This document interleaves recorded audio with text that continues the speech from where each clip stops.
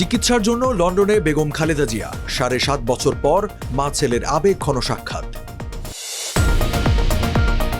Passport বাতিল হলেও শেখ হাসিনার ভিসার মেয়াদ বাড়ালো ভারত, জনগণ ভালোভাবে নেয়নি মন্তব্য রিজভীর। মজুতের কারণে চালের দর বৃদ্ধি বললেন বাণিজ্য উপদেষ্টা, গ্যাসের দাম বৃদ্ধির প্রস্তাবে ব্যবসায়ীদের ক্ষোভ। রাজধানী সহ বিভিন্ন স্থানে কমেছে তাপমাত্রা, কুয়াশা থাকতে পারে আরও ৩ দিন। এবং পানামা খাল গ্রিনল্যান্ড নিয়ন্ত্রণে অর্থনৈতিক বল প্রয়োগ করবেন ট্রাম্প, কানাডাকে অঙ্গরাজ্য করার অদ্ভুত প্রস্তাব নাকচ ট্রুডোর। আমন্ত্রণ টিভিএস নিউজ অব দ্য ডেতে, সাথে আছে আমি রঞ্জু ইফতেখার। এতক্ষণ দেখছিলেন সংবাদ শিরোনাম, এবারে জানাবো বিস্তারিত। চিকিৎসার জন্য 2017 সালের 15 জুলাই লন্ডনে গিয়েছিলেন বিএনপির চেয়ারপারসন খালেদা জিয়া। এরপর আর কোনো বিদেশ সফর হয়নি, সামনাসামনি দেখাও হয়নি মা ছেলের। অবশেষে দীর্ঘ 7.5 বছর পর সেই অপেক্ষার অবসান হলো, সরাসরি দেখা হলো মা ও ছেলের। মাকে কাছে পেয়ে আবেগ আপ্লুত হয়ে বুকে জড়িয়ে ধরলেন বিএনপির ভারপ্রাপ্ত চেয়ারম্যান তারেক রহমান। সেখানে সৃষ্টি হয় এক আবেগঘন পরিবেশের। বাংলাদেশ সময় বুধবার 8 জানুয়ারি দুপুর 2:55 খালেদা জিয়াকে বহনকারী এয়ার অ্যাম্বুলেন্সটি হিথ্রো বিমানবন্দরে পৌঁছায়। বিমানবন্দরে খালেদা জিয়াকে স্বাগত জানান তার বড় ছেলে তারেক রহমান ও পুত্রবধূ জুবাইদা রহমান।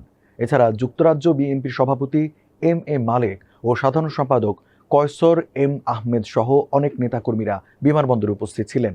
এর আগে মঙ্গলবার রাত 11:46 ঢাকার শাহজালাল বিমানবন্দরের ভিআইপি টারমাক থেকে বিএনপি চেয়ারপারসনকে বহনকারী উড়োজাহাজটি লন্ডনের উদ্দেশ্যে উড়াল দেয়।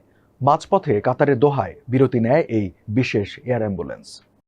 গণহত্যা ও মানবতা বিরোধী অপরাধের অভিযোগে বিচারের মুখোমুখি করতে বাংলাদেশ যখন সাবেক প্রধানমন্ত্রী শেখ হাসিনাকে ফেরত পাঠাতে বলছে, ভারত তখন তার ভিসার মেয়াদ বাড়িয়ে দিয়েছে বলে খবর এসেছে দেশটির সংবাদ মাধ্যমে।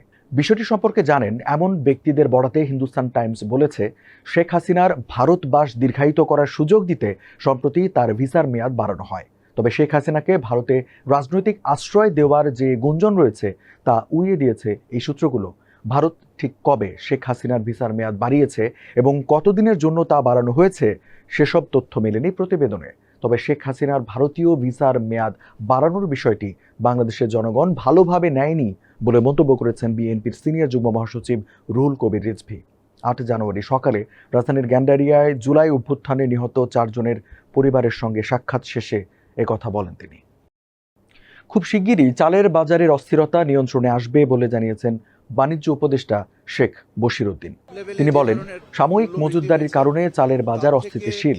8 জানুয়ারি সকালে তেজগাঁও বেগুনবাড়ি দীপিকার মোড়ে নিম্ন আয়ের পরিবারের মধ্যে ভর্তুকি মূল্যে টিসিবির পণ্য বিক্রি কার্যক্রম উদ্বোধন অনুষ্ঠানে তিনি কথা বলেন। বাণিজ্য উদারীকরণের কারণে বাজারে পণ্যের ঘাটতি নেই উল্লেখ করে উপদেষ্টা বলেন, চালের বাজার মনিটরিং করা হচ্ছে, খুব শিগগিরই চালের বাজার নিয়ন্ত্রণে আসবে। এদিন গ্যাসের দর বৃদ্ধির প্রস্তাব নিয়েও কথা বলেন শেখ বশিরউদ্দিন। পূর্বাচলে জিটিবি ও গ্যাপ এক্সপো 2025 এর উদ্বোধনী অনুষ্ঠানে তিনি জানান, গ্যাসের দাম বাড়ানোর আগে ব্যবসায়ীদের সাথে আলোচনা করেই সিদ্ধান্ত নেওয়া হবে। এর আগে শিল্প খাতে গ্যাসের প্রতি ইউনিটের দাম 30 টাকা থেকে বাড়িয়ে 75 টাকা করার প্রস্তাবে ক্ষোভ প্রকাশ করেন ব্যবসায়ীরা। রাজধানী সহ সারা দেশে ঘন কুয়াশায় দিন ও রাতের তাপমাত্রা কমতে পারে। আগামী 3 দিন মাঝারি থেকে ঘন কুয়াশা থাকতে পারে। এছাড়া চলতি মাসে ঢাকা সহ দেশ জুড়ে একাধিক শৈত্যপ্রবাহ বয়ে যেতে পারে বলে জানিয়েছে আবহাওয়া অধিদপ্তর। আবহাওয়া অধিদপ্তরের আজ 8 জানুয়ারির বুলেটিনে জানানো হয়, সকাল 9টা থেকে পরবর্তী 24 ঘন্টায় সারা দেশে দিনের তাপমাত্রা 2 থেকে 4 ডিগ্রি সেলসিয়াস এবং রাতের তাপমাত্রা 2 থেকে 3 ডিগ্রি সেলসিয়াস কমতে পারে। আগামীকাল বৃহস্পতিবার রাতের তাপমাত্রা আরও কমতে পারে।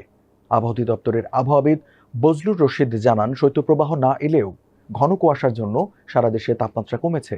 কুয়াশার কারণে দিনের বেলা শীত আরও বাড়তে পারে। অস্থায়ীভাবে আংশিক মেঘলা আকাশের জন্য এই 3 দিন রোদের দেখা পাওয়ার সম্ভাবনাও কম বলে জানান তিনি। পানামা খাল ও গ্রিনল্যান্ড অধিগ্রহণ করতে প্রয়োজনে সামরিক ও অর্থনৈতিক চাপ প্রয়োগের সম্ভাবনাকে উড়িয়ে দেননি যুক্তরাষ্ট্রের নবনির্বাচিত প্রেসিডেন্ট ডোনাল্ড ট্রাম্প। নভেম্বরের নির্বাচনে জয়ের পর থেকে ট্রাম্প তার বৃহত্তর সম্প্রসারণবাদী মনোভাবের পক্ষে প্রচার চালিয়ে যাচ্ছেন। 7 জানুয়ারি ফ্লোরিডার রিসোর্টে এক সংবাদ সম্মেলনে তাকে প্রশ্ন করা হয়েছিল পানামা খাল এবং গ্রিনল্যান্ডের নিয়ন্ত্রণ পাওয়ার যে চেষ্টা তিনি করছেন সেই প্রক্রিয়ায় সফল হতে তিনি কোনো ধরনের সামরিক ও অর্থনৈতিক বল প্রয়োগ করবেন না, বিশ্বকে তিনি এমন নিশ্চয়তা দিতে পারবেন কিনা। জবাবে ট্রাম্প কোনো রাগঢাক না রেখে সরাসরি বলেন, না, ওই দুটোর কোনোটির বিষয়ে আমি আপনাদের কোনো নিশ্চয়তা দিতে পারছি না, তবে আমি এটা বলতে পারি অর্থনৈতিক নিরাপত্তার জন্য আমাদের ওই দুটোকেই প্রয়োজন। একই দিন কানাডাকে যুক্তরাষ্ট্রের অংশ হওয়ার প্রস্তাব নিয়ে ডোনাল্ড ট্রাম্প যে বক্তব্য দিয়েছেন তা নাকচ করে দিয়েছেন সদ্য প্রধানমন্ত্রীর পদ থেকে পদত্যাগের ঘোষণা দেওয়া কানাডার প্রধানমন্ত্রী জাস্টিন ট্রুডো। ফেসবুকে দেওয়া এক স্ট্যাটাসে তিনি বলেন, কানাডা যুক্তরাষ্ট্রের অংশ হবে এমন কোনো সম্ভাবনা নেই। দর্শক, এই ছিল আজকে টিবিএস নিউজ অব দ্য ডেতে। এতক্ষণ সাথে থাকার জন্য ধন্যবাদ সবাইকে।